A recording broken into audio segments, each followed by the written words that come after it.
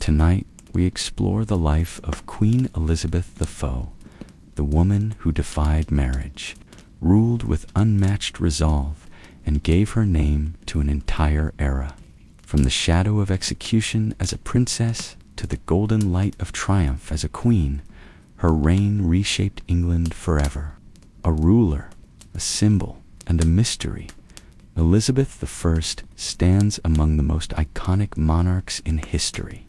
So before you get comfortable, take a moment to like the video and subscribe to the channel only if you enjoy our content. And let us know where you're watching from and what time it is for you.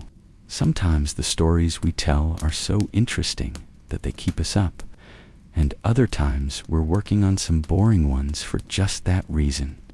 Now it's time to dim the lights, turn on a fan for some soft white noise, and join us as we gently unfold the life, loves, and legacies of the Virgin Queen, Elizabeth II. The year was 1533, and the air in Greenwich Palace buzzed with anxious expectation. King Henry VIII, desperate for a male heir, awaited the arrival of his second child. His new wife, Anne Boleyn, had captivated England, clever, ambitious, and defiant. But when the midwives delivered a baby girl on September 7th, silence fell over the court. The longed-for son had not arrived.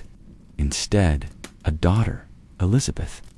Her birth was not celebrated with the grandeur of a future queen. It was to many a political failure.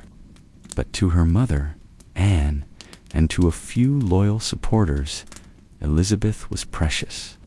The infant princess had fiery red hair and a sharp, curious gaze. She bore her father's Tudor blood and her mother's bold spirit.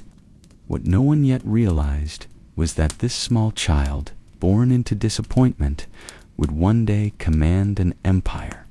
Elizabeth's early years were not easy. When she was not yet 3, her world turned dark. Her mother, once queen, was arrested, accused of adultery and treason, and taken to the Tower of London. Days later, Anne Boleyn was executed, beheaded by sword. Elizabeth, now the daughter of a disgraced woman, was declared illegitimate and stripped of her title. The royal cradle was replaced by a quiet life in the countryside. She was watched more than she was loved. Moved between households, her royal blood kept her in privilege, but her mother's fall kept her in danger. Her father, Henry VIII, married again and again, and Elizabeth watched, silent and observant, as wives were crowned, discarded, or destroyed. But Elizabeth did not fade. She listened. She learned. Her education was entrusted to the finest scholars, and she absorbed Latin, French, and philosophy with astonishing speed. She read of empires, saints, and kings. Even in childhood, she showed signs of something rare, resilience wrapped in intelligence. Though she had been born into scandal and loss, Elizabeth began to shape herself into something greater. Not just a survivor of her mother's tragedy, but a student of it. She understood what power could do, what love could cost, what silence could protect. And deep inside, the fire of her future reign quietly began to burn. As Elizabeth grew into a young girl, her world remained unpredictable, shaped by the whims of a volatile court and the ever-changing moods of a father she barely knew. But even in this world of danger, she learned to adapt, not by force, but by watching, listening, waiting. While others fought for position, Elizabeth became a master of stillness. She paid attention to how words were used as weapons, how smiles could hide betrayal. Her mind became her fortress, and inside it, she stored every lesson. Her education continued to flourish. Elizabeth read the works of Cicero and Seneca, absorbing the logic of ancient Rome and the grace of classical poetry. She wrote letters in Latin, translated Greek texts, and spoke French and Italian with near-perfect fluency. More than just a noble woman in waiting, she was becoming one of the most intellectually gifted women in Europe. But knowledge alone couldn't protect her. When her half-brother Edward ascended the throne, Elizabeth kept her head low. And when her half-sister Mary, fiercely Catholic and suspicious of all Protestants, became queen, Elizabeth's life entered a new phase of danger. Whispers surrounded her.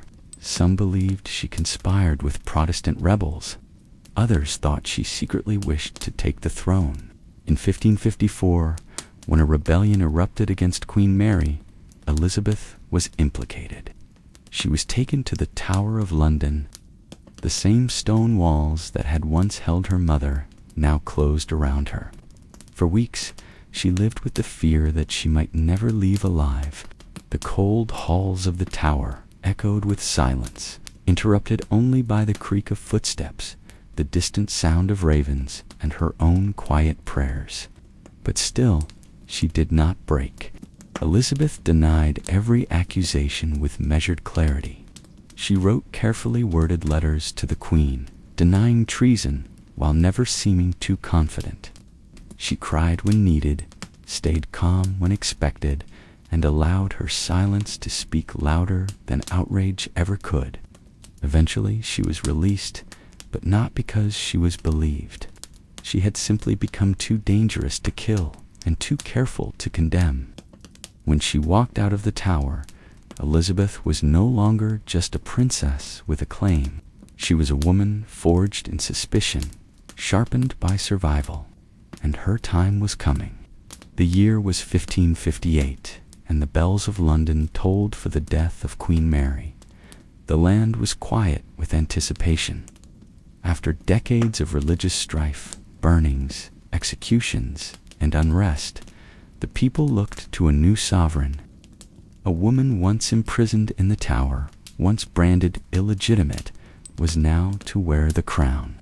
Elizabeth Tudor, just 25 years old, was proclaimed Queen of England. She rode through the capital streets on a white horse, the November air sharp with the scent of wood smoke and change.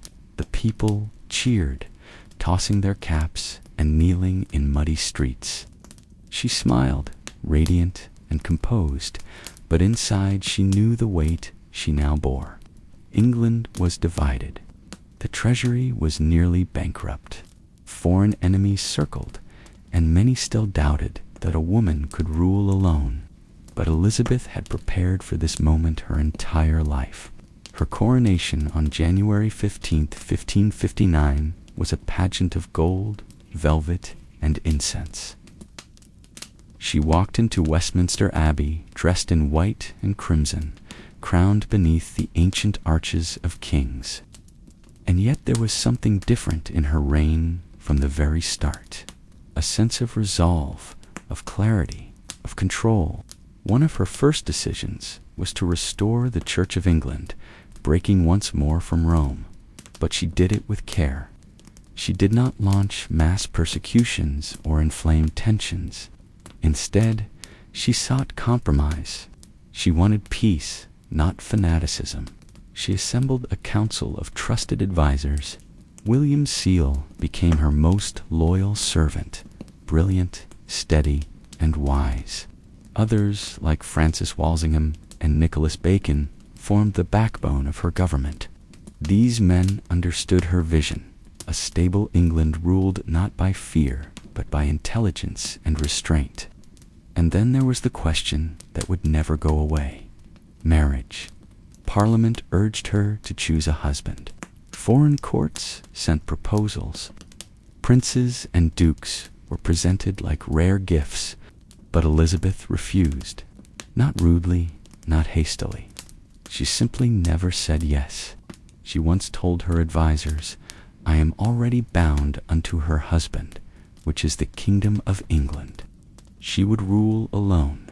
In a world where women were expected to follow, Elizabeth had chosen to lead. And though the road ahead would be lined with enemies, threats, and heartbreak, She had already made the most important decision of her reign. She would never share the crown.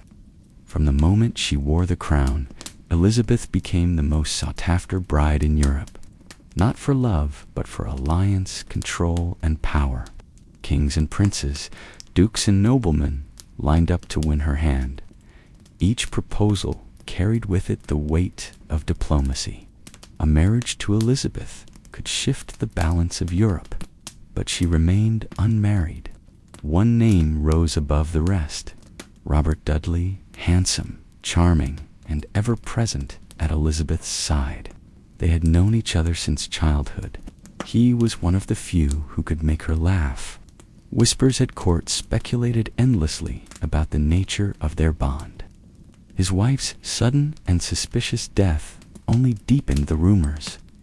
And yet, Elizabeth did not marry him. She did not marry anyone. There were many suitors over the years. Philip II of Spain, once married to her sister Mary, the Archduke Charles of Austria, Francis Duke of Anjou. Each man represented a possible alliance. Each courtship was drawn out, sometimes for years, only to end in diplomatic silence. Elizabeth played the game carefully. She used the promise of marriage as a diplomatic tool, never rejecting outright, but never surrendering control. She kept foreign rulers hopeful while keeping their ambitions at bay. It was a delicate balance, and she mastered it. At home, her choice not to marry made her a curiosity, even a source of anxiety. A queen without a king. A woman ruling alone, and above all, a woman without an heir. Still, she crafted a new identity, the Virgin Queen. She transformed what others saw as a weakness into a symbol of divine purpose. Paintings began to depict her not just as a monarch, but as a myth draped in pearls, bathed in light, untouched by earthly concerns. She belonged not to any man, but to England. In truth, the choice was both personal and political. Elizabeth had seen too clearly what marriage could cost, how it could weaken a queen, make her vulnerable, or worse, allow another to rule in her name. She valued her sovereignty too much, so she walked alone. And with every year, that decision echoed more powerfully. Elizabeth was not just England's ruler, she was its bride. As Elizabeth's reign deepened, her court blossomed into something extraordinary. More than a seat of governance, it became a stage where wit, poetry, art, and ambition all danced beneath the Queen's gaze. It was a theater of power, and Elizabeth was its leading lady. The court at Whitehall and Richmond glittered with silk and gold. Courtiers arrived dressed in the latest fashions, ruffled collars, jeweled sleeves, and velvet robes. Yet beneath the shimmer, a quiet competition brewed. Every look, every gesture, every carefully chosen word was a move in a larger game to win the Queen's favor. Elizabeth encouraged it. She loved spectacle. Masks, dances, and elaborate entertainments filled the royal calendar. Poets like Edmund Spenser wrote verses in her honor. Painters immortalized her in portraits as mythic and ageless, with symbolic pearls, celestial globes, and serene expressions. These were not just flattery. They were propaganda, carefully crafted to reinforce her power. And then, of course, there was William Shakespeare. Though he never performed directly for Elizabeth in his early years, his work rose alongside the golden age she nurtured. His plays explored ambition, betrayal, love, and fate, themes she knew all too well. But court life was not all elegance and artistry. It was also dangerous. Beneath the surface, rivalries brewed, factions formed, spies listened. Elizabeth maintained control with remarkable finesse. She never married, yet she played favorites, raising men like Robert Dudley, Walter Raleigh, and the Earl of Essex to great heights, only to cast them down when they overreached. Still, she rewarded loyalty and brilliance. Her closest advisors remained constant, especially William Cecil, her backbone in policy and planning. With his help, she maintained a delicate balance, allowing just enough freedom to keep the court vibrant, but never enough to threaten her throne. Though the pressures of rule were immense, Elizabeth rarely showed weakness. Even as the years passed, she wore the mask of magnificence. Her makeup grew heavier, her hair more elaborate, but it was all part of the performance. She was creating an image, one that would outlast her. To her people, the court was a mirror of her rule, majestic, intelligent, and fiercely controlled, and at its center stood a queen who understood better than anyone that power wasn't just taken, it was performed. Though Elizabeth's court dazzled with poetry and splendor, shadows gathered beyond the palace walls. Her reign was marked not only by brilliance, but by constant threats, some born from ambition, others from blood. Among the most dangerous of these was her own cousin, Mary, Queen of Scots. Mary was everything Elizabeth was not: Catholic, widowed, young, and a former queen consort of France. Too many English Catholics, Mary had the stronger claim to the English throne. She was seen not just as an alternative, but as the rightful queen, and worse still, she was living under Elizabeth's watchful eye. After being forced to abdicate her Scottish throne, Mary fled to England in 1568, expecting Elizabeth's protection. What she found instead was elegant imprisonment. She was moved from castle to castle, closely guarded, politely confined. For nearly 19 years, Mary was a guest in a gilded cage, but she was never harmless. Plots formed around her. Letters were smuggled. Conspirators whispered her name in darkened halls. Some wanted to kill Elizabeth and place Mary on the throne. Time and again, Elizabeth hesitated. Mary was, after all, royalty, a fellow queen, and Elizabeth believed deeply in the divine right of monarchs. How could she justify executing one of her own? And yet, the plots kept coming. Finally, one went too far. In 1586, the Babington plot was uncovered. A conspiracy to assassinate Elizabeth and free Mary. This time, the evidence was undeniable. Mary's own letters were discovered, proving her involvement. Elizabeth wrestled with the decision. She signed the death warrant, then paused, then signed again. On February 8, 1587, Mary was executed at Fotheringhay Castle. The moment was solemn, grim. Mary wore red, the color of Catholic martyrdom.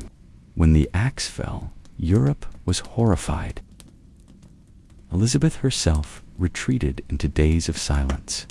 She claimed the execution was done without her final consent. But the deed was done. The Queen had destroyed her greatest rival. It was a turning point, not just politically, but emotionally. From that moment forward, Elizabeth became more isolated. She trusted fewer people. Her decisions carried more weight. She knew now in the most painful way that being queen meant carrying both the crown and the consequences. She had survived rebellion, but it cost her a piece of her soul.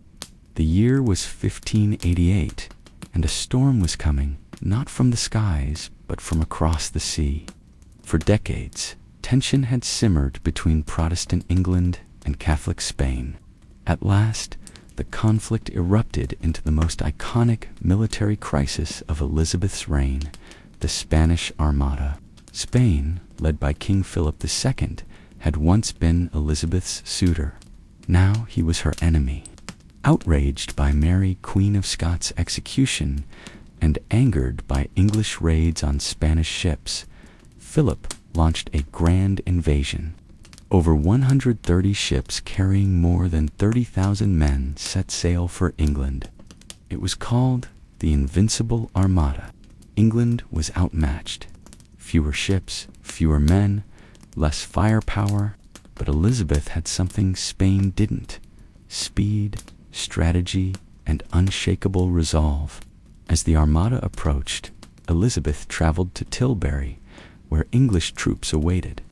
Clad in armor, beneath a silver breastplate, she delivered a speech that would become legend. "I may have the body of a weak and feeble woman, but I have the heart and stomach of a king, and of a king of England, too." Her words stirred the soldiers, but the battle would be fought at sea. English ships, smaller and faster, harassed the Spanish formation in the narrow channel. Fireships scattered the fleet at Killala, and then nature intervened. Terrible storms battered the Spanish as they tried to flee north around Scotland and Ireland. Many ships were wrecked. Thousands of men were lost. When it was over, only half of the Armada returned to Spain. The invasion had failed. Elizabeth had survived, but the victory was not just military. It was symbolic. England, small and divided only a generation before, had stood against the most powerful empire in the world and endured. Elizabeth's image as the Virgin Queen became more powerful than ever. She was no longer just a monarch. She was a national icon. Paintings showed her standing tall with her hand over the globe, her gown studded with eyes and ears, symbolizing her awareness, her command. The moment solidified her legacy. The defeat of the Armada didn't end all threats, but it marked a turning point. Elizabeth's England would never be underestimated again, and the Queen, once doubted by kings and dismissed as a woman alone, had now proven herself invincible. In the years that followed the defeat of the Spanish Armada, Queen Elizabeth II stood at the height of her power. Her face adorned medals, coins, and tapestries. Foreign ambassadors bowed with reverence. Her people praised her as Gloriana, the shining jewel of England. But time, like the tide, could not be held back. The Queen, who once dazzled with youth and wit, now entered her 50s and 60s. Her most trusted counselors began to die. William Seal, her wise and faithful advisor for 4 decades, passed away. Robert Dudley, perhaps the only man she ever loved, died unexpectedly in 1588. When she heard the news, she locked herself in her chambers and refused to eat for days. The court grew colder. New courtiers sought power, but few earned her trust. She grew more suspicious, more reserved. Her days were filled with ceremony and statecraft, but her nights increasingly with silence. One of her last favorites, Robert Dio, the Earl of Essex, embodied the trouble of this fading era. Young, charming, and ambitious, Essex captured Elizabeth's favor, but also her eye. He disobeyed orders, failed in battle, and eventually led a reckless rebellion against the crown in 1601. Elizabeth was forced to sign his death warrant. He was executed for treason, and with him another piece of her heart vanished. Economically, the country strained. War had emptied the treasury. The cost of living rose. The once glittering court became more ceremonial, less vibrant. Yet the people still loved her. They saw in Elizabeth not just a queen, but the spirit of their nation, enduring, proud, and unyielding. In her final years, Elizabeth refused to name a successor, fearful that it would undermine her authority while she still lived. She stood alone, increasingly weary, yet unwilling to let go of power. The once glorious pageants grew fewer. The dances slowed. The sparkle dimmed, but the crown remained firmly on her head. She wore white lead makeup to mask the aging face beneath. Her hair, once auburn, was now a wig, but she still stood tall in her towering gowns, her voice commanding even when her strength waned.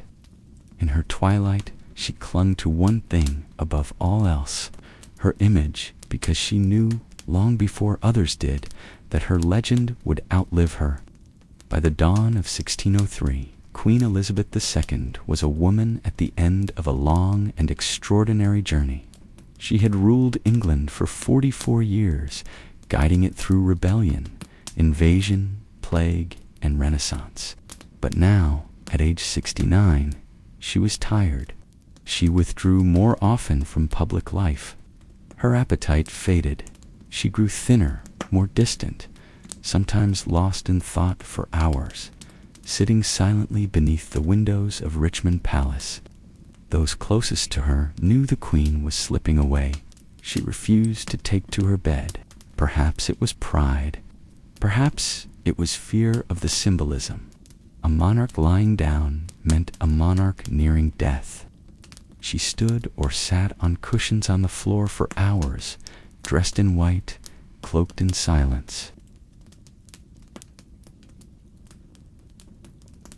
When her doctors pressed her to rest, she replied softly, "Must is not a word to be used to princes." In her final days, Elizabeth reportedly pointed to the name of James VI of Scotland as her successor.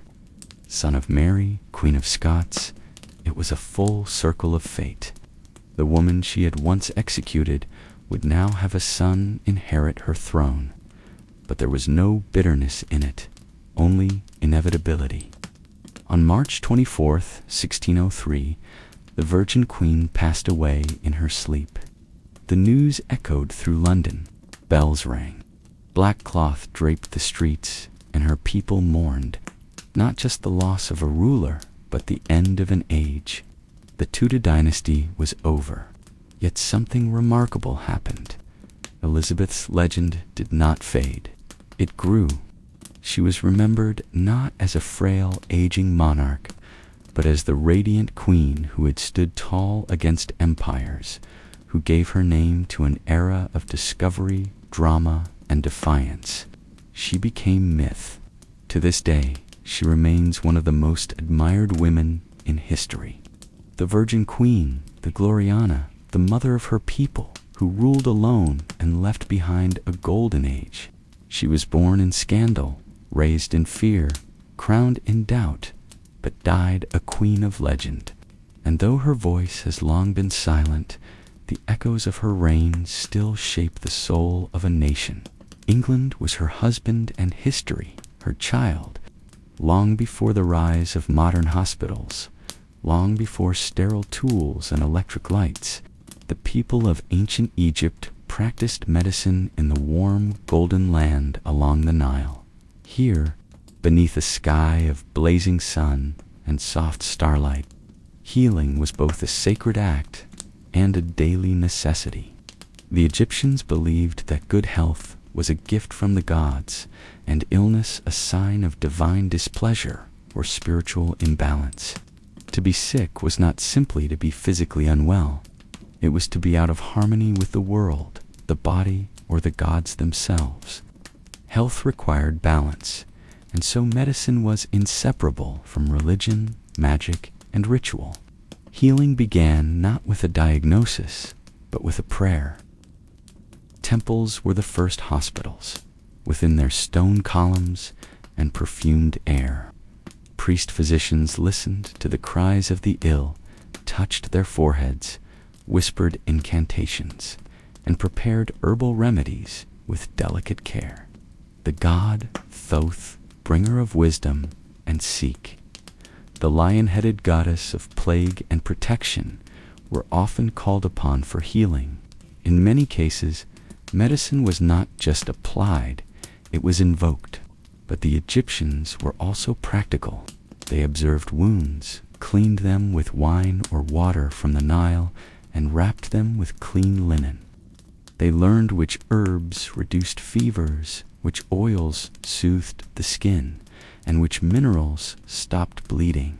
Their knowledge was passed down carefully, written in ink on fragile papyrus scrolls, guarded by temple scribes, and taught only to the trusted. They knew that certain diseases came with patterns, that childbirth required skill and cleanliness, that infection could be deadly, and that healing took both hands and words. To live in ancient Egypt was to live with death always close. Crocodiles in the river, sandstorms in the desert, and disease in every corner. But it was also to live with beauty, rhythm, and care. People bathed daily. They used ointments to soften their skin, chewed herbs to freshen their breath, and honored their bodies as sacred vessels. Medicine in ancient Egypt was not just about survival. It was about preservation of health, of life, and eventually of the soul itself. In the land of the Nile, healing was both a science and a prayer whispered to eternity. In the world of ancient Egypt, a healer was never simply a doctor. He was often a priest, a scholar, and a servant of the gods. Medicine was not merely learned, it was revealed through divine connection. And so the earliest physicians were temple-bound, guided by sacred texts and celestial forces. These physician priests were known as sunnu. They did not wear white coats, but linen robes. They carried not stethoscopes, but scrolls, amulets, and carved ritual tools. They served not only the sick, but the gods who watched over the health of all. One such deity was Thal, the ibis-headed god of wisdom, writing, and sacred knowledge. He was believed to have gifted medicine to mankind, recording its principles in books locked deep within temple libraries. Th's presence was invoked whenever healing began, his name whispered before a word was spoken or a wound touched. But the most feared and revered goddess in this realm was Seek, with the face of a lioness and eyes of fire. Sekhmet represented both disease and its cure. She was said to bring plagues upon Egypt when angered, but also to lift them when appeased. Prayers to Seek were spoken with awe. Her priests memorized hundreds of rituals to calm her wrath and channel her healing strength. When a patient fell ill, the sunnu consulted the gods through ritual. They would anoint sacred statues, burn incense, and chant over water to make it holy. Sometimes healing began with a dream. Patients slept inside temples, hoping the gods would reveal the cure while they rested in divine silence. Yet alongside the gods stood men like Imhotep, a real physician, architect, and sage who lived over 4,000 years ago and was later worshipped as the god of medicine. Shrines were built in his name, and his wisdom was thought to protect against sickness even centuries after his death. This was the heart of Egyptian medicine, divine and practical, ancient and eternal. To treat the body, one had to honor the spirit. Healing required not just skill, but reverence. Every remedy was a ritual, every illness a message from the heavens, and the physician-priest stood between two worlds, part healer, part messenger, forever listening to the breath of the gods, deep within the storerooms of ancient temples where the air was dry and the scent of incense lingered. Scrolls were kept like treasure. Among them was one of the greatest artifacts of healing ever written, the Ebas Papyrus, discovered in the 19th century, but penned over 3,500 years ago. This massive scroll stretched over 65 feet long. Written in careful hieratic script, it contained more than 700 remedies, spells, and surgical techniques. It was not just a medical manual. It was a living reflection of how the Egyptians viewed the body, disease, and the unseen forces that moved between them. The papyrus addressed nearly every part of the human form. There were treatments for eye infections and stomach pain, for broken bones and hair loss, for breathing troubles, and even mental disturbances. Some cures were purely herbal: cloves, honey, onions, and resins ground into pastes or steeped in wine. Others required chants or ritual gestures, calling on divine names to activate their power. One passage offered advice on treating asthma: a mixture of herbs heated on stones with the patient instructed to inhale the rising vapors. Another described the symptoms of diabetes-like conditions. And yet, mixed among these observations were rituals, instructions to draw protective symbols on the skin, to recite words over amulets, or to bury certain materials beneath the moonlight. The Egyptians did not separate science from the sacred. To them, knowledge came from the gods, and healing required both the hand and the spirit. The Ebas Papyrus also spoke of the mu, a concept believed to be channels or vessels that carried air, blood, and other life forces throughout the body. Though not fully aligned with modern anatomy, it hinted at a deep curiosity about internal systems. The Egyptians may not have had microscopes, but they observed, they recorded, and they remembered. This ancient scroll was likely studied in temple schools. To touch its linen surface was to hold 1,000 years of accumulated wisdom. And within its fragile folds, the heartbeat of ancient Egyptian medicine still gently echoes, though steeped in divine ritual and sacred chants.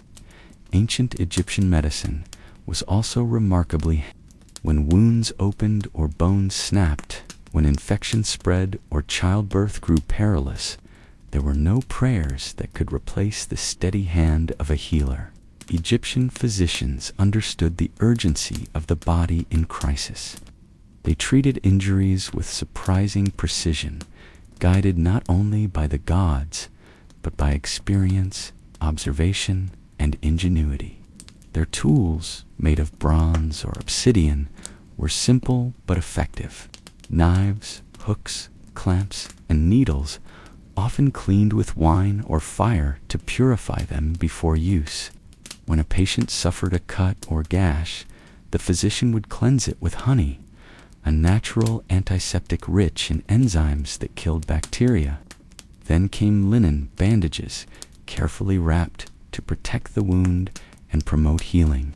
These were not the coarse strips used for mummies, but soft, bleached cloth, sometimes infused with herbs or oils to soothe the skin.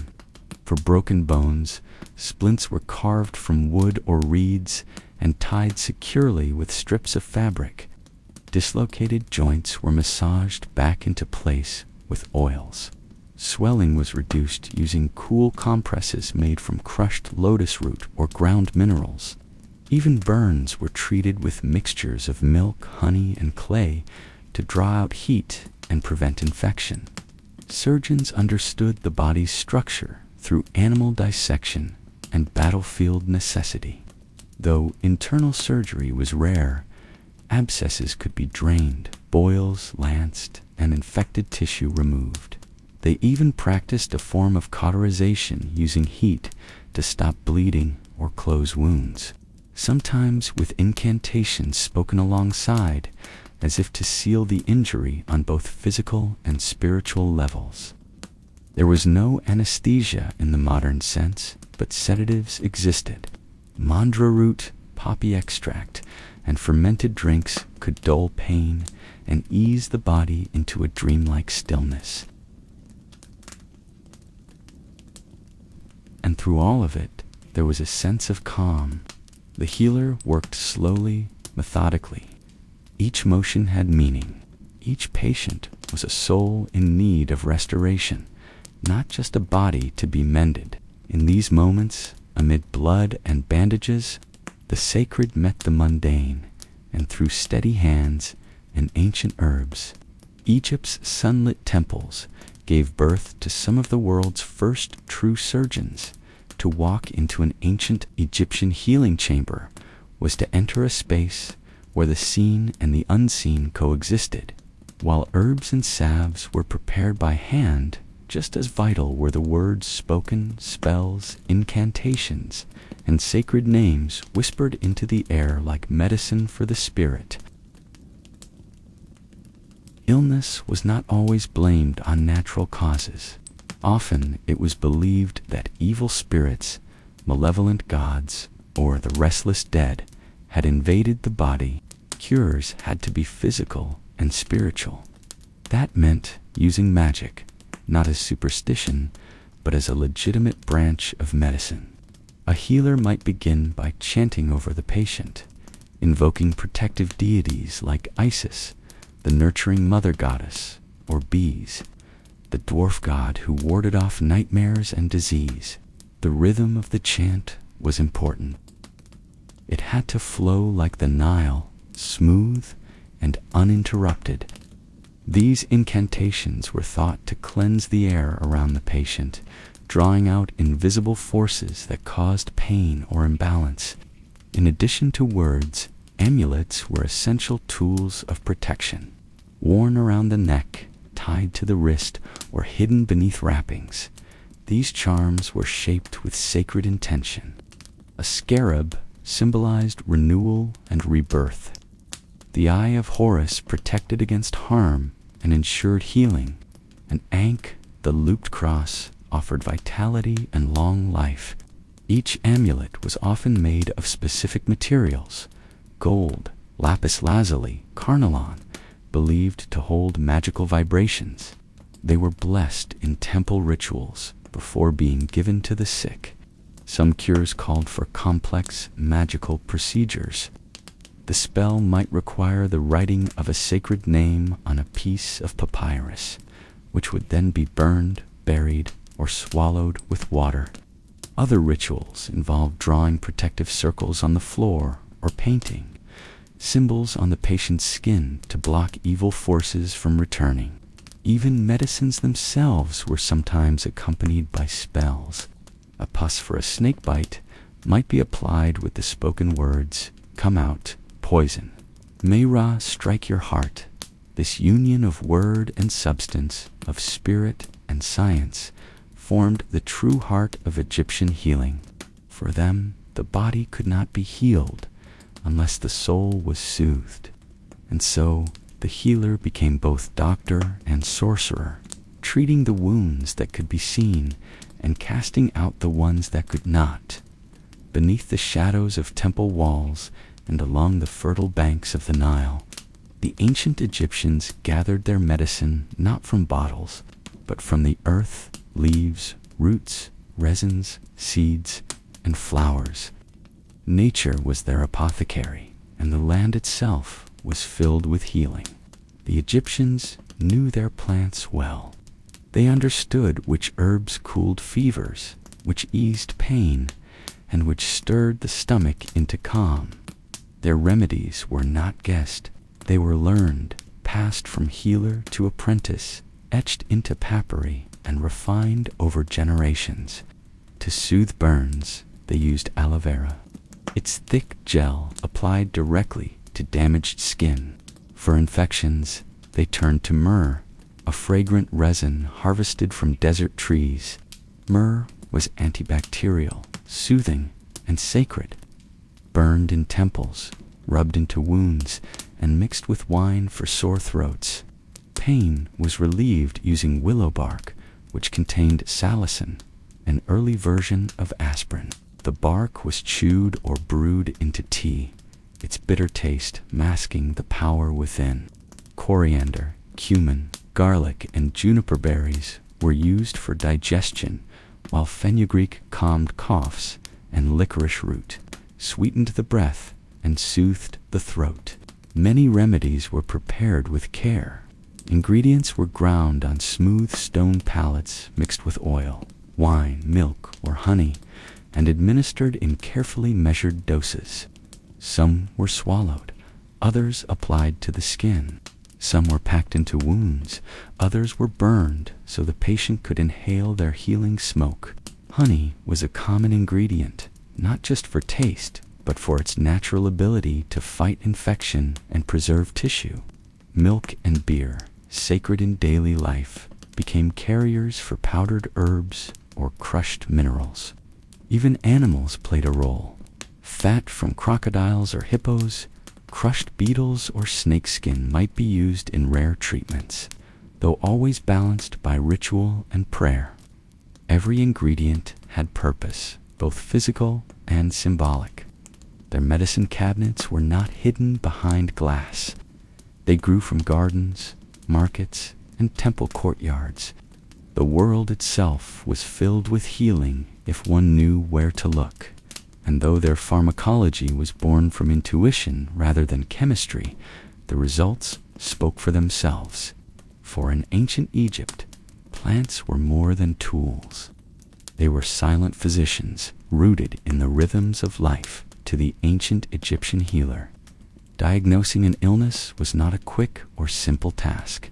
The body, after all, was a vessel not only of blood and bone, but of spirit, emotion, and destiny. Understanding what ailed a person meant observing not just symptoms but signs, not just the flesh, but the fate behind it. The physician-priest would begin by listening to the voice of the patient, the rhythm of their breath, the expression in their eyes. He might feel the pulse, not as we do today, counting beats, but sensing patterns of energy, tension, or imbalance in the flow of life through the body's hidden channels. They examined urine, sweat, and stools, looking for color, odor, or unusual texture. The tongue might be inspected, as well as the skin, pale or flushed, hot or clammy, dry or slick with oil. But beyond these physical clues, a deeper question was always asked. Why now? Illness to them had cause, but it also had context. Was this punishment from a god? A curse from a jealous rival? An unseen spirit clinging to the soul? In more mysterious cases, healers turned to divination. They might consult the Book of Dreams, interpreting visions the patient had while sleeping. A dream of falling could mean a loss of protection. A dream of drowning might suggest the soul was overwhelmed. Temples even offered dream incubation chambers where the ill slept overnight, hoping to receive guidance from the gods themselves. Some healers drew sacred symbols in the sand or cast small bones to read patterns.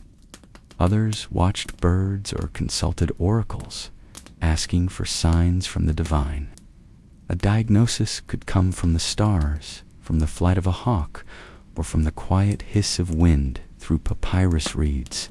For those suffering mental distress, visions, confusion, or deep sorrow, the diagnosis might be spiritual possession. The cure, a blend of herbs, soothing words, and powerful incantations to banish the intruder from the mind. In Egypt, to diagnose was not only to name a disease, but to understand its story. Every illness had a beginning, a message, and if the gods willed it, a cure. And the healer's role was to uncover that hidden thread and gently bring it back into balance. To the ancient Egyptians, death was not the end.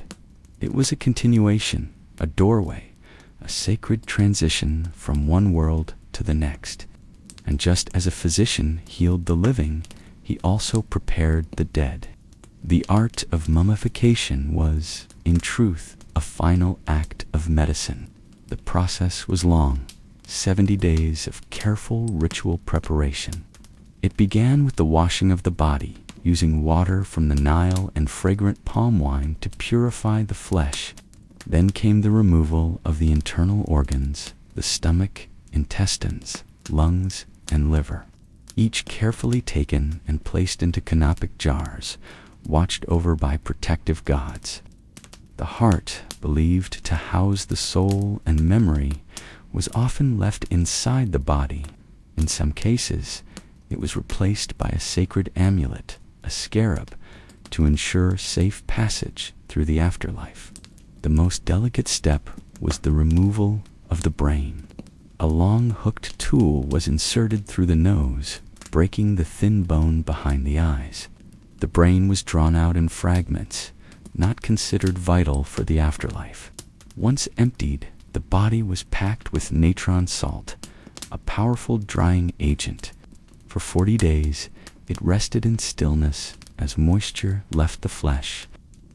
Then came the wrapping, a process both medicinal and mystical. Hundreds of yards of linen were layered around the limbs, fingers, and torso, often inscribed with protective spells and sealed with resin. Amulets were placed between the layers, each symbol meant to guard a part of the spirit's journey. The Eye of Horus for protection, the Ankh for eternal life, the Jed pillar for strength and stability. The final wrapping was often done with great ceremony. Priests recited the opening of the mouth ritual, symbolically restoring the senses so the soul could eat, speak, and breathe in the afterlife. Perfumed oils were applied. A mask, often golden, was placed upon the face. The mummified body was then placed in a carved sarcophagus, and finally within a tomb filled with food, tools, and texts for the next world. For the Egyptians, to preserve the body was not vanity. It was love. It was the final healing, the eternal medicine, and through it, death itself was softened into sleep. Though the sands have long covered the temples, and the papyrus scrolls have faded with time, the wisdom of Egypt's ancient healers still echoes in quiet ways. Their blend of science and spirit of herbs and hymns laid the foundation for generations to come, not only in medicine, but in how we understand the human experience of healing. Many of their practices traveled far. Greek scholars, including Hippocrates and Galen, studied Egyptian texts and techniques. The Greeks built upon Egyptian ideas of anatomy, diagnosis, and herbal remedies. Even the word pharmacy traces its roots to the Egyptian Perk, the house of life, where medicine, magic, and writing were preserved. Concepts like hygiene, wound care, and the importance of observation all find echoes in modern clinics. The ancient use of honey as an antiseptic willow bark for pain and garlic to strengthen the body are still supported by today's science. In some ways, the Nile's physicians were not primitive. They were pioneers walking the line between the tangible and the divine. Yet their greatest legacy may not be found in ingredients or instruments, but in philosophy. They treated not just the body, but the soul. They listened not just to words, but to dreams. They understood that healing requires more than touch. It requires presence, stillness, intention.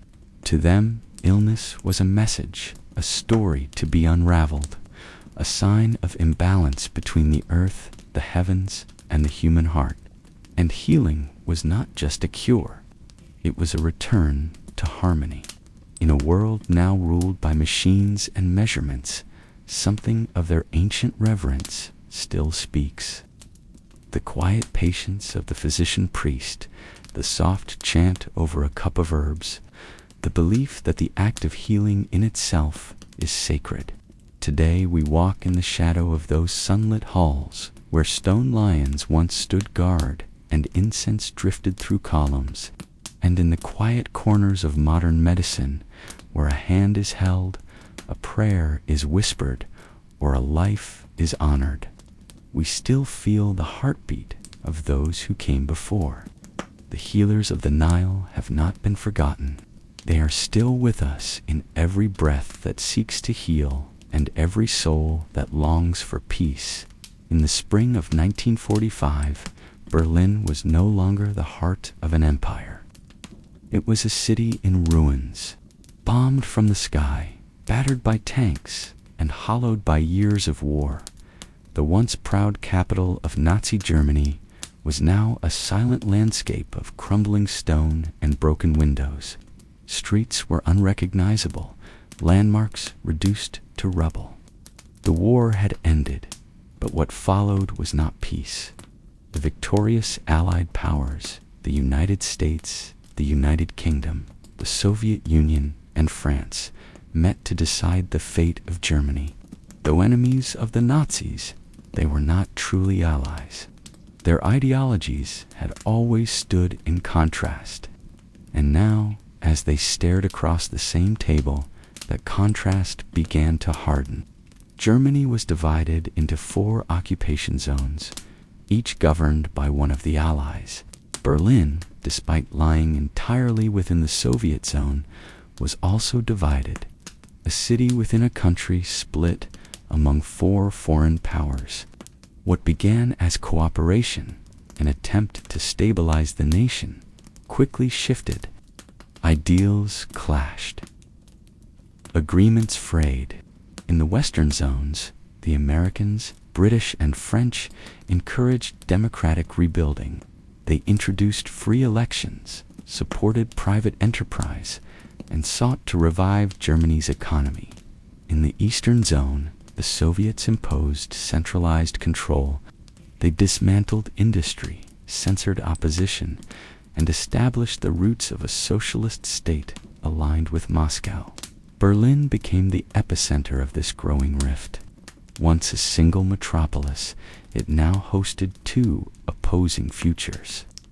West Berlin began to fill with American goods, jazz music, and newspapers. East Berlin echoed with propaganda, food rationing, and political purges. In these early post-war years, the border between East and West was not yet walled. People could still move freely between sectors, passing from one world to another by crossing a street. But tensions rose with each passing month. In 1948, when the Western Allies introduced a new currency, the Soviets retaliated with the Berlin blockade, sealing off road and rail access to the city. In response, the West launched the Berlin Airlift, a massive operation flying in food, fuel, and supplies. For nearly a year, West Berlin survived on wings. By the time the blockade ended, one thing was clear: Berlin was no longer just a city. It was a symbol, a fault line between freedom and control, between East and West, and it would only grow deeper. The end of the war had brought victory, but not unity. As months turned into years, the uneasy partnership between the Allies deteriorated into quiet hostility. The world was dividing not just ideologically, but physically. And nowhere was that split more visible than in Berlin. The city that once stood as the cultural and political heart of Germany was now a microcosm of the entire Cold War. On one side, the Western Allies, led by the United States, pushed for reconstruction, democracy, and open markets. On the other, the Soviet Union moved swiftly to transform its sector into a socialist stronghold, aligning Berlin's east with Moscow's vision of the world. At first, the lines weren't drawn in concrete, but in policy, West Berlin flourished with American investment and consumer culture. Supermarkets, cars, and cinemas signaled a return to normalcy. East Berlin, however, became a city of ration cards, gray buildings, and propaganda posters promising equality through obedience. And the people noticed. Between 1949 and 1961, over 2.5 million East Germans fled to the West, many through Berlin. Teachers, engineers, doctors, and young professionals walked across the border seeking opportunity and freedom. It was an exodus the East could not afford to sustain. As the escape numbers climbed, tensions reached a boiling point. The East German government, backed by the Soviets, accused the West of deliberately luring its citizens away. The West countered that people were simply choosing liberty. Each side pointed fingers. Each side fortified their stance. In the East, the Stasi, the secret police, grew in size and power, tasked with suppressing dissent and monitoring loyalty. In the West, American troops remained stationed as both symbol and shield. Every bus that crossed sectors, every conversation overheard in a cafe, every glance at a foreign newspaper carried the weight of ideology. Berlin was no longer just divided. It was tense, fragile, and bracing for something more permanent. A wall didn't exist yet, but the idea of it had already taken root. The Iron Curtain was closing, brick by silent brick, and Berlin stood directly in its shadow. Soon that shadow would take form, and what had been imagined would become real. It happened without warning. In the still hours of the night, on August 13th, 1961, East Berliners awoke to find their world changed. Soldiers, construction crews, and police moved silently under the cover of darkness, unrolling barbed wire and digging trenches. Roads were blocked.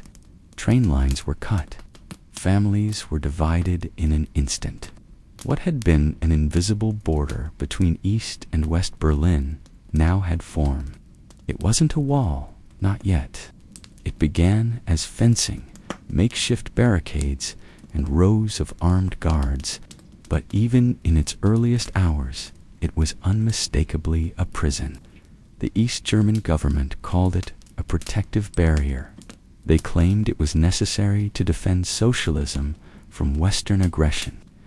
In truth, it was built to stop the flow of people, to trap them within a regime that was hemorrhaging its citizens. Chaos followed. People raced to windows overlooking West Berlin, shouting to relatives they could no longer reach. Some tried to escape immediately, leaping from apartment buildings that bordered the dividing line, jumping into nets held by West Berlin firefighters. Others were pulled back by East German guards. A few were shot, some fell to their deaths. Within days, concrete began replacing wire. Taller, stronger walls were poured and hardened. Streets that once flowed freely were now sealed by slabs of stone and guarded towers. Checkpoint Charlie, one of the few sanctioned crossings, became a tense standoff point where American and Soviet tanks would one day face each other, muzzle to muzzle. The wall grew quickly, 96 miles of separation encircling West Berlin like a noose. Watchtowers, searchlights, tripwires, and anti-vehicle trenches turned the border into a militarized zone. Anyone caught attempting to cross could be arrested, shot, or disappear entirely. It was more than a structure. It was a message. The message that freedom would now come at a cost. That movement, choice, and reunion were no longer rights, but risks. For the people of Berlin, the wall was not just a border. It was a wound, raw, sudden, and unhealed. And though built overnight, its shadow would stretch across decades. After August 1961, Berlin was no longer one city. It was two lives unfolding side by side, divided not only by concrete, but by ideology, fear, and silence. In West Berlin, surrounded entirely by East German territory, life moved forward, free but encircled. The city became a showcase of Western democracy. Streets buzzed with cafes, bookstores, and universities. Western radio and television broadcast news, music, and culture. American troops patrolled visibly, a quiet guarantee of protection. Yet, despite its freedom, West Berlin remained an island, cut off, isolated, always aware of the wall just blocks away. For those living in East Berlin, life was more carefully controlled. The government promised safety, equality, and jobs for all. But behind that promise stood a powerful instrument of surveillance. The Stasi's East Germany's secret police. They listened, watched, and recorded. Nearly 1 in 6 East Germans became informants, sometimes willingly, often under pressure. Neighbors spied on neighbors. Teachers monitored students. Friends vanished after private conversations. A wrong word could mean arrest. A joke could end a career. And still, most people endured. They worked, raised families, went to concerts and museums, but always with a sense that someone was listening, that their lives were not entirely their own.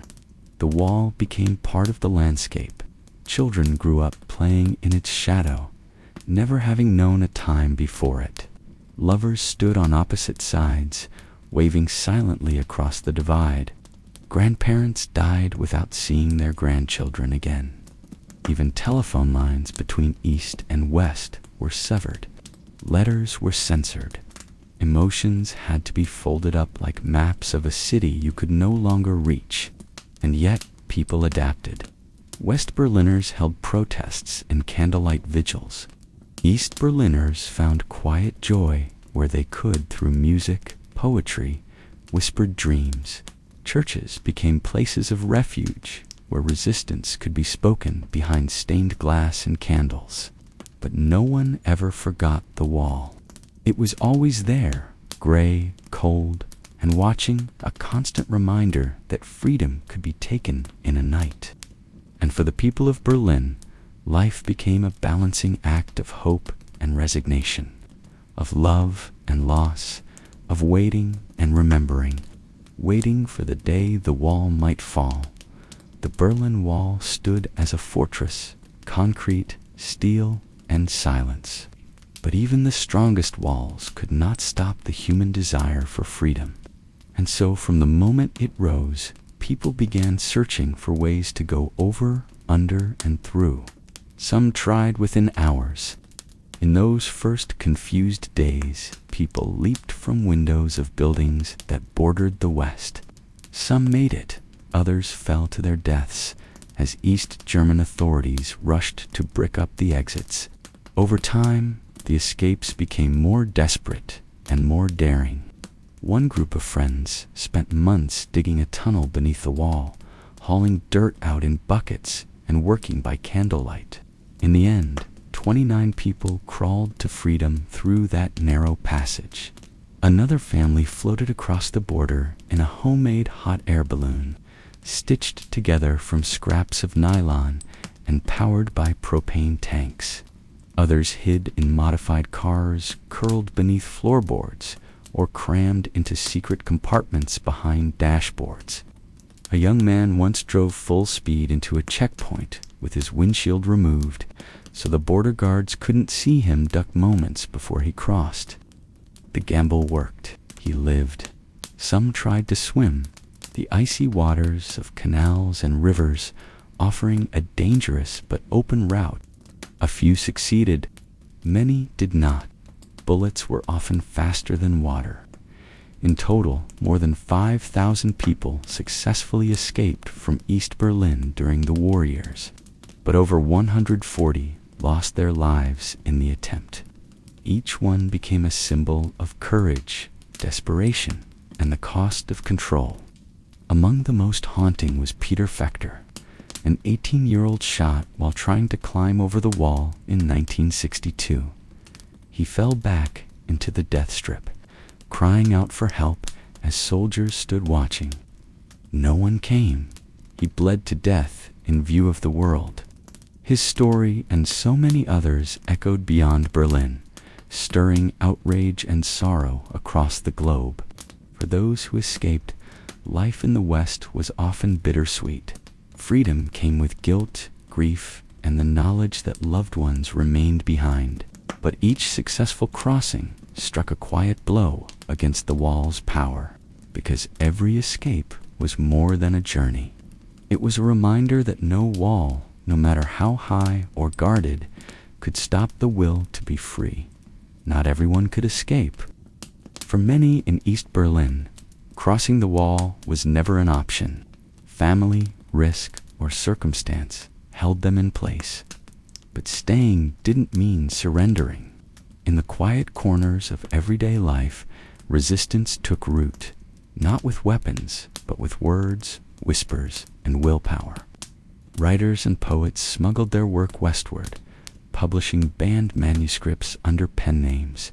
Their voices, too dangerous to speak aloud in the East, were carried over the airwaves by Western radio. Even the act of listening became an act of rebellion.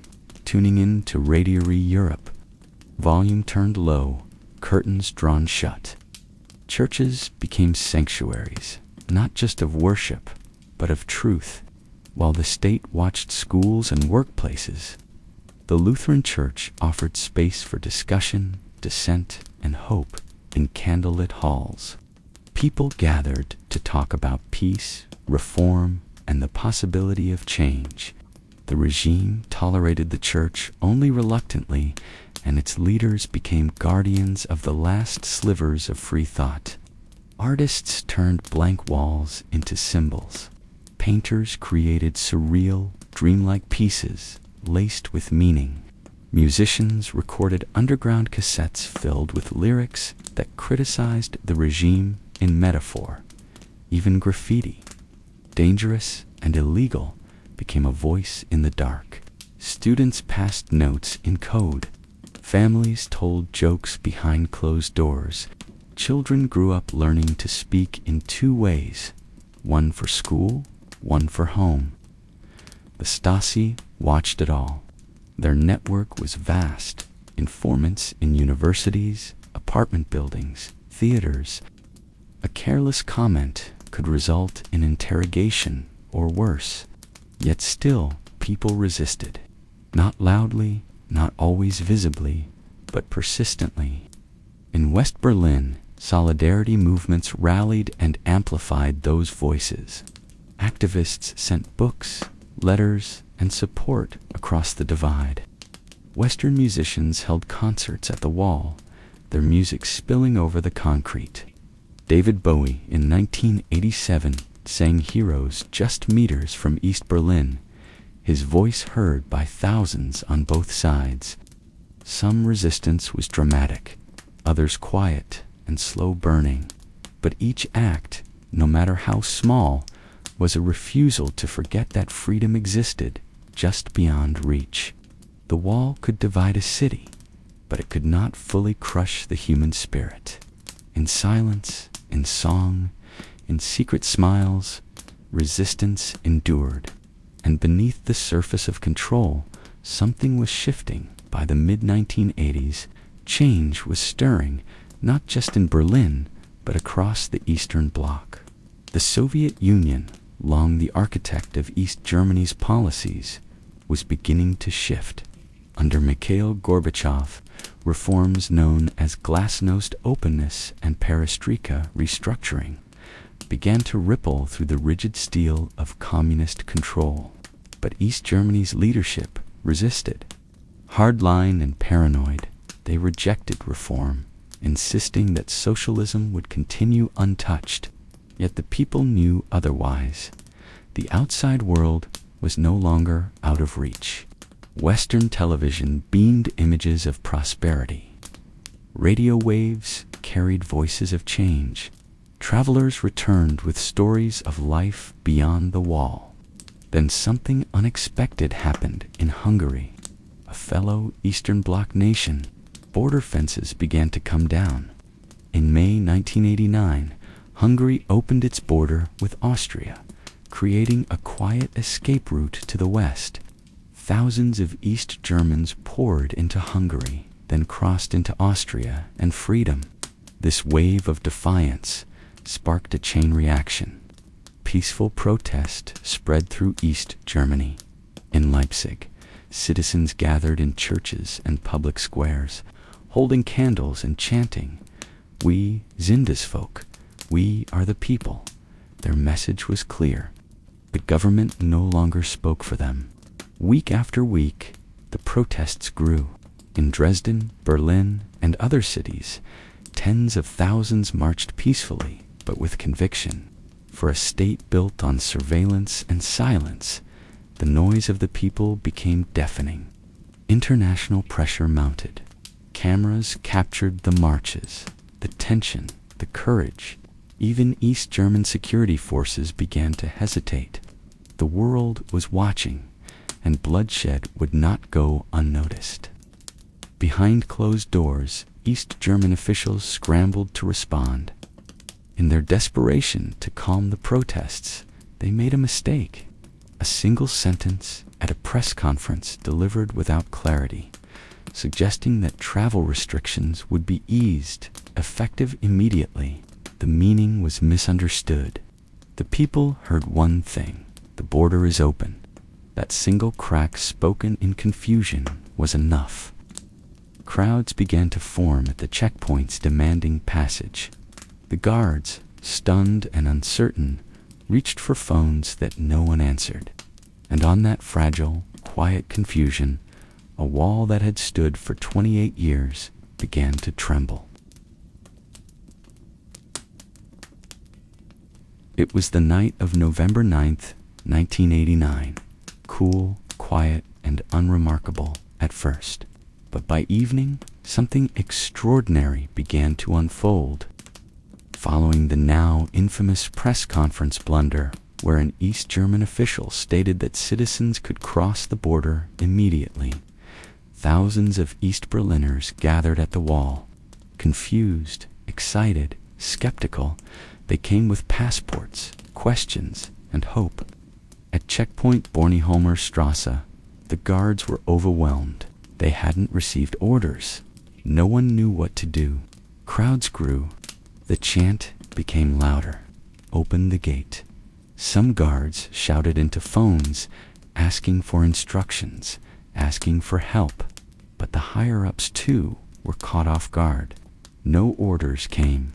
And then, at 10:45 p.m., a miracle born of hesitation happened. A single border guard, faced with thousands of unrelenting citizens and no clear direction, made a choice. He opened the gate. Within moments, people surged forward, laughing, crying, embracing strangers. East Berliners poured into the west, where crowds were already waiting with champagne, flowers, and tears. The divide of decades was now a flood of joy. As midnight approached, Berliners climbed the wall itself. They stood atop the concrete monster that had haunted them for 28 years, arms raised to the sky. Some chipped away at it with hammers and chisels, turning the wall into dust and souvenirs. Others simply sat in silence, unable to speak through the emotion. There was no violence, no sirens, no bullets, only freedom. The world watched in awe. News anchors struggled to hold back tears. Politicians scrambled to understand what was happening. But for the people of Berlin, there was nothing to debate. The wall had fallen, not by decree, not by policy, but by the will of those who refused to live divided. That night, the city sang. Streets, once patrolled by soldiers, rang with music, clinking glasses, and the murmur of reunions. Siblings met after decades. Old lovers embraced. Strangers kissed through wire fences, now pulled apart. The wall had tried to silence them, but on that night it became the loudest silence in history, broken not by bombs, but by joy. And in those early morning hours, Berlin was whole again. Not yet officially, but undeniably, the wall had fallen. But the path to healing was just beginning. In the weeks that followed November 9th, 1989, Berlin transformed. Borders stayed open. Guard towers were abandoned. Bulldozers moved in. Pieces of the wall were chiseled away, kept as souvenirs, sold in markets, sent around the world. Each fragment a symbol of something bigger, a victory of unity over division. On October 3rd, 1990, less than a year later, East and West Germany were officially reunited. The flags changed. The maps were redrawn. Berlin was no longer an island, no longer a front line. It was once again the capital of a single sovereign nation. But reunification was not instant harmony. East and West had grown apart, not just in wealth and infrastructure, but in memory. East Germans or Osses had lived under surveillance and restriction.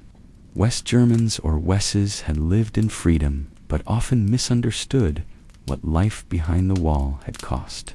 The physical barrier had been removed, but emotional ones took longer. Still, Berlin moved forward.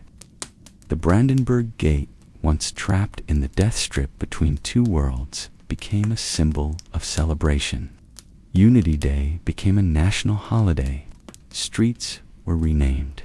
Statues came down, and still standing pieces of the wall were left as memorials, not to glorify the past, but to remember it. Today, Berlin is a city reborn. Its walls are now covered in art. Its once divided train lines now run uninterrupted. Where soldiers once stood with rifles, children now play. And where silence once lingered, music flows. But the memory endures. Museums and markers remind visitors where the wall once stood. Small brass plaques on sidewalks name those who died trying to cross. And every year, Berliners light candles on the anniversary of the wall's fall. Not in celebration alone, but in reflection, because the story of the Berlin Wall is not just about division. It's about resilience, about the quiet courage of those who stayed, the daring of those who fled, the voices that refused to be silenced. And in a world that still builds walls, Berlin remains a whisper, a reminder that even the tallest structures can crumble when people choose to stand together. The wall is gone, but the lessons remain. War. Before the violin took its shape, the world was already filled with stringed voices, soft, trembling notes that danced through temples, courts, and villages. The idea of drawing sound from string was ancient, older than memory itself. And for centuries, humanity experimented with ways to make wood, gut, and bow create something that resembled song. The earliest known bowed instruments came not from Europe, but from Central Asia and the Middle East. The rebab, with its round belly and haunting tone, spread through Islamic culture and into North Africa and Spain. In Byzantine lands, the lyra echoed in palaces and town squares. In medieval Europe, the fiddle and the viol took root. Flat-backed fretted instruments often played in ensembles or to accompany dance. These early instruments shared a spirit, if not a shape. They used a bow to stroke the strings, creating sustained tones that mimicked the human voice. But they lacked something, a certain clarity, projection, and flexibility. The music of the Renaissance was growing richer, more expressive. Composers longed for instruments that could match their expanding vision. And so, the search for a more refined sound began. By the 15th and early 16th centuries, a new design began to emerge. It wasn't the product of one man or one moment, but a gradual evolution shaped by trial, error, and intuition. Luthiers, string instrument makers, experimented with curved tops, arched backs, and F-shaped sound holes, searching for balance between resonance and control. The idea of 4 strings tuned in fifths took hold. A smaller body, easier to handle, and more agile in-voice became preferred. And most importantly, the instrument was designed not to sit on the lap or be cradled like a viol, but to rest on the shoulder, held close like a companion. This was not just a technical change, it was emotional. It made the player part of the instrument and the instrument part of the player. And though it had no official name at first, this new form, this slender, curved, expressive creature, was the birth of what we would come to call the violin. Delicate, powerful, and timeless in the heart of northern Italy. Nestled beside the slow-moving waters of the Po River lies the quiet city of Cremona. In the 16th century, this was not a city of armies or kings. It was a city of artisans. The streets echoed not with cannons, but with chisels tapping wood, with hands smoothing varnish, with music drifting softly from behind shutters. It was here in Cremona's workshops that the violin found its true home. No one can say exactly why Cremona became the cradle of violin making. Perhaps it was the humidity in the air, ideal for curing tonewood. Perhaps it was the abundance of alpine spruce and Boulan maple, the perfect marriage of softness and strength. Or perhaps it was the people, humble craftsmen with careful hands and keen ears, who gave the violin its soul. Among them was Andrea Amati, born around 1505, a luthier whose vision would shape music for centuries. In his small workshop, Amati began to refine the form of this young instrument. He carved its body with elegant symmetry, gave it 4 strings tuned in perfect fifths, and added F-shaped sound holes that allowed the wood to breathe and sing. He didn't invent the violin out of nothing, but he gave it consistency, beauty, and balance. His instruments were commissioned by nobility, including the French court. The violin, once a curiosity, was now a work of art, adorned with delicate decorations and royal crests capable of both courtly grace and peasant joy.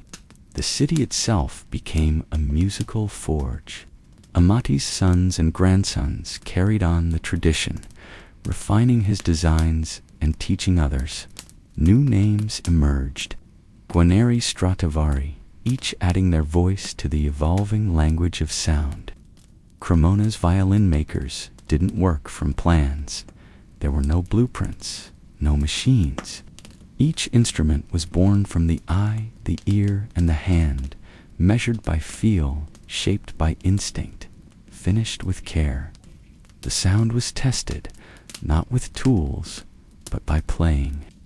And so, in the shaded rooms of this quiet Italian town, the violin was born, not just as an instrument, but as a vessel of emotion, destined to sing in cathedrals, concert halls, and hearts across the world.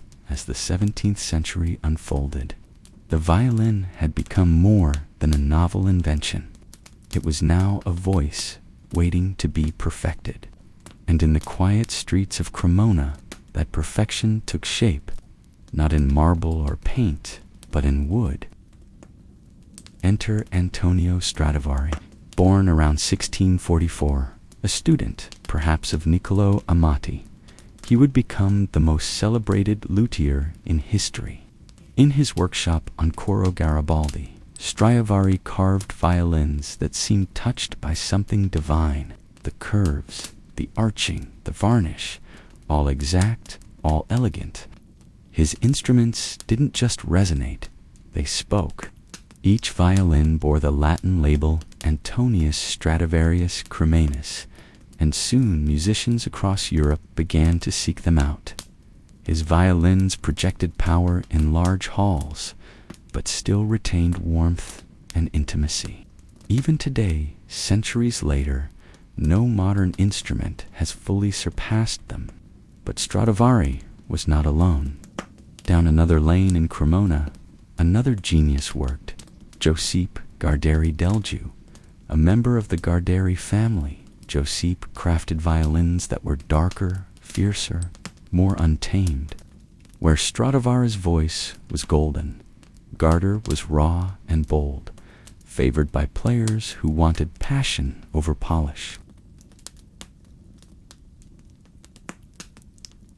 Each violin bore unique traits, subtle asymmetries, signature scrolls, mysterious varnishes, and yet all shared one thing, a soul. These weren't factory-made instruments. They were sculpted individually with human breath and human error, and somehow that made them more alive. The world began to notice. The violin moved from courtly circles into the spotlight. Performers demanded instruments that could sing, weep, dazzle, and only Cremona's finest would do. Centuries later, these masterpieces would be treasured beyond imagination.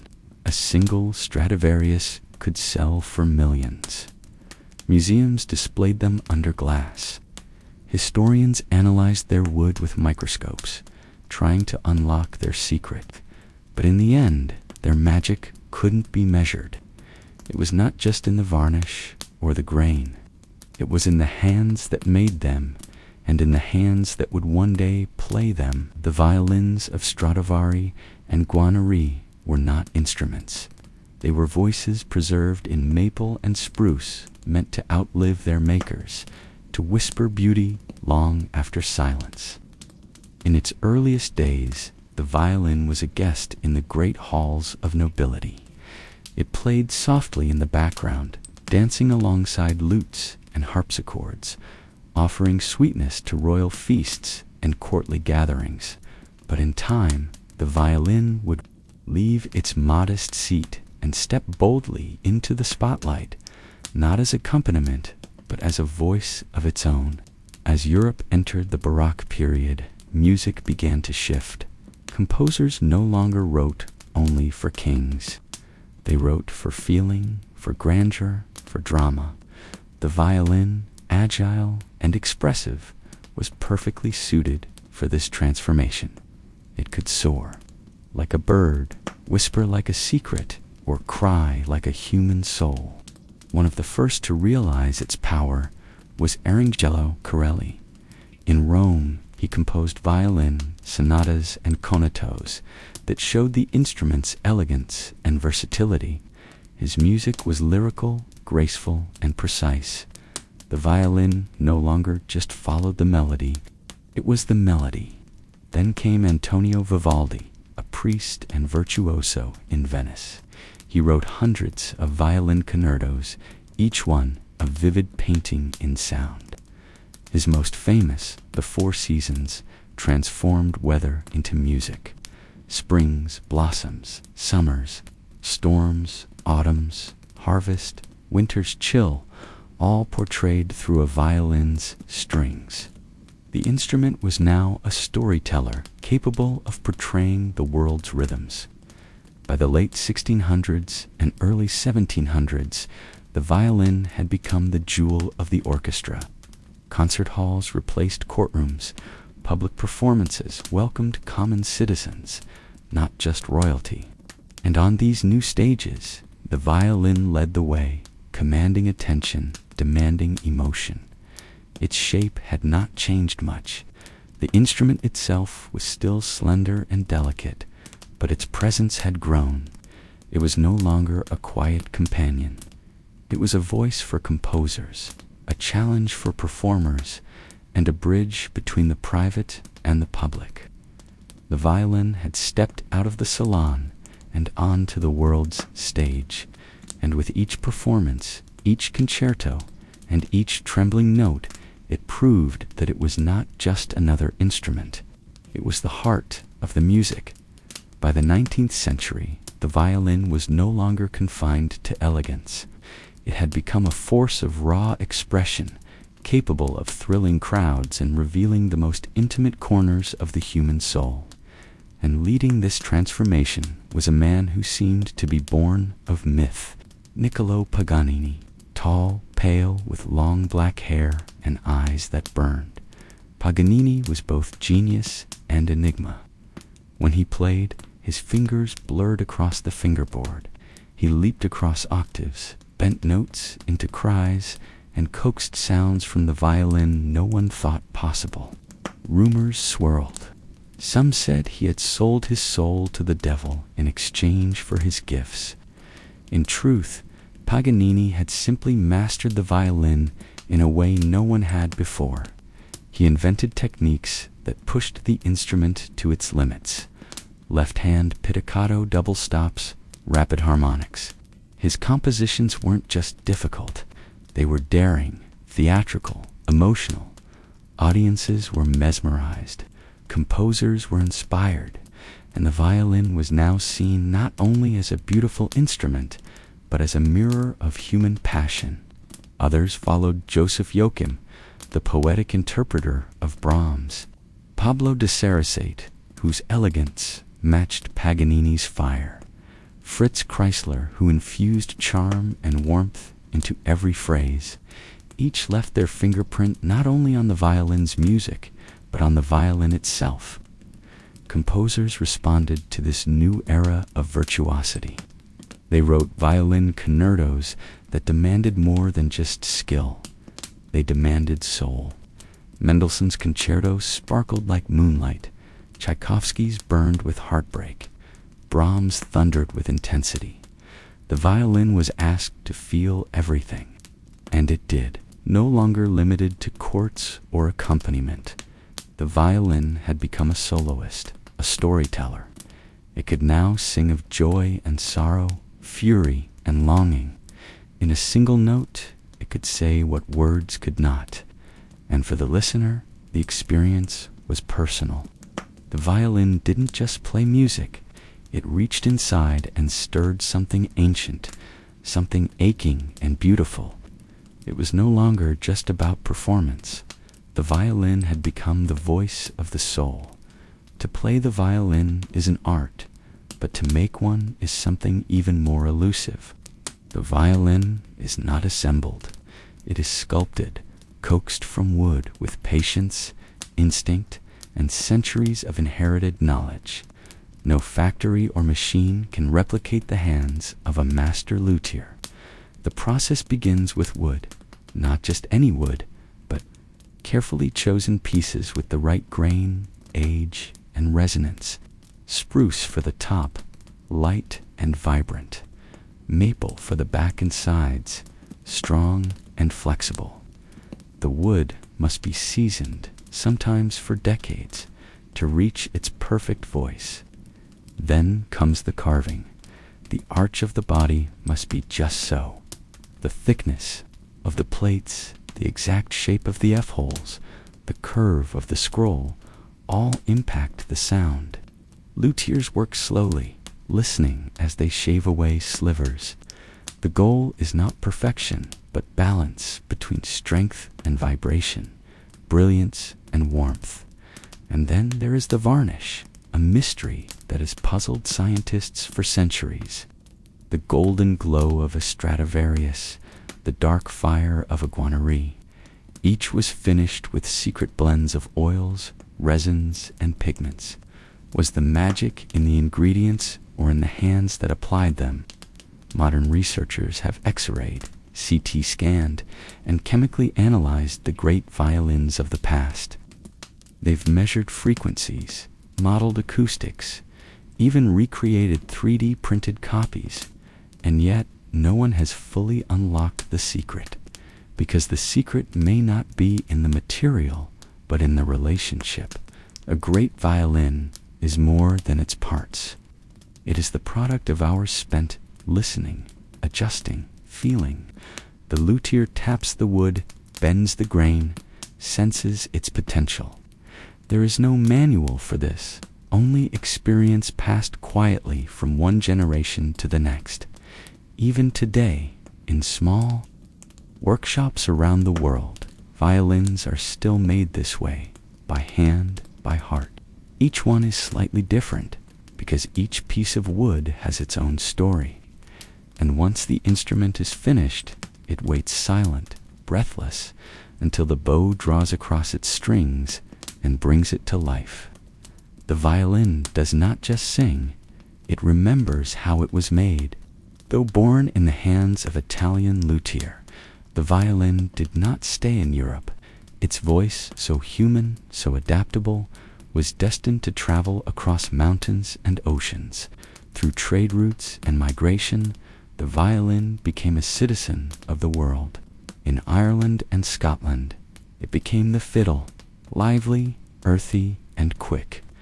It led dancers in pubs and village squares, spinning reels and jigs with infectious joy. There, the violin wasn't formal. It was familiar, passed from hand to hand, often learned by ear. it became a part of everyday life. In India, the violin was embraced into the world of Carnatic music, held differently. Resting against the ankle while seated, the instrument was reimagined. Its voice began to echo ancient ragas, imitating the sliding, singing tones of the human voice in devotional music. It did not replace traditional instruments. It adapted, and in doing so, became sacred. In the Middle East, the violin took on the microtonal scales of Arabic and Persian music, often replacing the rebab and Comanche in the hands of skilled players. It could weep and wail with intensity, capturing the sorrow and beauty of centuries-old melodies. In the Americas, it joined settlers and slaves, weaving into new musical forms. In the Appalachians, it shaped bluegrass and old-time music, while in Mexico, it danced in mariachi bands beneath wide-brimmed hats and desert stars, and in jazz the violin found freedom. From Stephen Grappelli's smoky Parisian improvisations to the raw power of Stuff Smith, the instrument once confined to courts now swung, improvised, and roared. Each culture tuned the violin to its own soul. Each gave it a new accent, a new purpose, a new place in the story. And yet the instrument remained the same. 4 strings, a curved body, a wooden bridge, and something else. Something timeless. No matter the genre, the country, or the tradition, the violin kept one foot in history and the other in emotion. It could sound like a whisper or a wildfire, and perhaps that's its true power. The violin does not belong to any one place. It belongs wherever there is feeling. When the orchestra assembles, all eyes turn to the front, the place where the violins sit, row upon row, their polished wood gleaming beneath the lights. Their bows rise in unison, ready to breathe life into the silence. In this world of sound, the violin wears the crown. It is the largest section in the orchestra, divided into firsts and seconds, each with a distinct voice. The first violins often carry the melody, soaring above the ensemble, agile and bright. The second violins, equally vital, weave harmonies and support, creating the rich tapestry of sound. At the head of it all sits the concertmaster, the lead violinist, and second only to the conductor. They cue the ensemble, tune the orchestra, and sometimes even take center stage as a soloist. Their role is not just musical, but symbolic, a bridge between leadership and collaboration. Composers have long known the power of this instrument. From the quiet shimmer of Debucht to the thunderous storms of Mara, the violin adapts, capable of tenderness or fire, simplicity or brilliance. In orchestral scores, it is often given the first word and the last. But the concert stage is not just for symphonies. Violin soloists have risen to become some of the most revered artists in classical music. Names like Jascha Heifetz, David Oistra, Itzhak Perlman, and Hilary Hahn have filled halls with performances that feel less like concerts and more like conversations between soul and string. They perform concertos that challenge the limits of emotion and technique. Tchaikovsky's aching melodies, Silius's icy fire, Beethoven's quiet majesty, all come alive when a single violin steps forward. The violin leads, it listens, it lifts, and when the orchestra swells behind it, the sound becomes not just music, but story. In the concert hall, under golden ceilings and velvet curtains, the violin has found its kingdom. It speaks in a language no words can match, telling tales of longing, love, fury, and joy. It does not need translation. It does not seek applause. It simply sings in a voice centuries old, yet forever young. Centuries have passed since the violin first sang in the hands of an Italian artisan. and yet its voice has never faded. From palace chambers to crowded subways, from grand concert halls to humble village dances, the violin endures, not as a relic, but as a living, breathing soul of music. In an age of digital instruments and synthetic sound, the violin remains unchanged. It still begins as wood, cut, carved, and shaped by hand. It still waits in silence until touched by bow and breath. No batteries, no wires, just tradition, tension, and the quiet power of resonance. New luthiers continue the craft, some in the same towns, even the same streets as Amati and Stradivari once walked. They work not from mass production, but from memory, mentorship, and intuition. And players, young and old, still pick up the violin for the first time with a mixture of awe and reverence. Old violins to continue to live. Some are passed through generations, their varnish worn smooth by the hands of history. Others rest in velvet-lined cases, waiting for the right player to draw them back to life. A Stradivarius built in the 1700s can still hold a room in silence with a single note. But the violin is not confined to the past. It plays in film scores, in experimental jazz, in video games, and virtual reality. It speaks to audiences who have never heard a concerto, drawing emotion from ears that don't know its name. Because the violin does not need to be explained, its language is universal. A cry in one culture is a cry in another. A lullaby is soft in any tongue. And still, after all these years, the violin has one more miracle. It grows with you. A child's scratchy first notes become in time the song of their life. For the listener, too, it changes. What once felt bright might now feel nostalgic. What once was joyful might now bring tears.